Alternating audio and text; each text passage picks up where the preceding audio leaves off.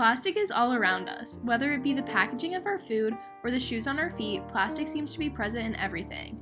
Today, the United States is using more plastic than ever. According to the United States Environmental Protection Agency, in 1960, 390,000 tons of plastic were generated, compared to the 35,370,000 tons of plastic generated in 2017. While 2,960,000 tons of this plastic were recycled, 26,820,000 tons were put in the landfill. In recent years, single-use plastics have become more talked about, but they're still an issue today. According to an article by NBC News, the EPA estimates that 75% of waste product in the United States has the ability to be recycled, while just 34% of all waste has been recycled each year since 2010. While recycling can have a positive impact, what it means can depend a lot from state to state.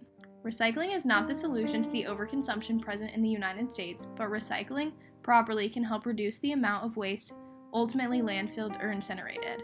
Similarly to the rest of the United States, Butler students, faculty, and staff are throwing away materials that could be recycled. According to Susie Denton, a premier account executive at Ray's Trash Service, who's in charge of Butler University, the biggest problems Butler's recycling faces is not being properly cleaned and students throwing away recyclables. Well, the biggest thing is contamination, which that's going to happen with all recyclables. We used to do a lot of dumpster dives. Every year we'd do a dumpster dive at Butler.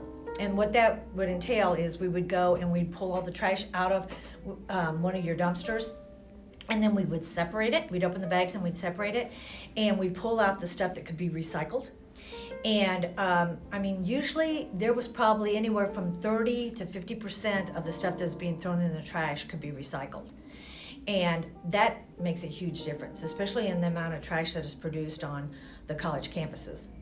Recycling is one option to prevent plastics from making their way to our landfills and water systems, but it's not the only solution. By reusing plastic containers, buying food in bulk, and bringing reusable containers, we can each minimize the amount of plastic we use. While personal changes are a good first step, there's only so much that can be done on a personal level. In order to create sweeping changes, sustainable legislation must be voted into place, and the United States must change their consumption patterns before it's too late. Recycling can help, but making conscious choices to limit our consumption is the best place to start.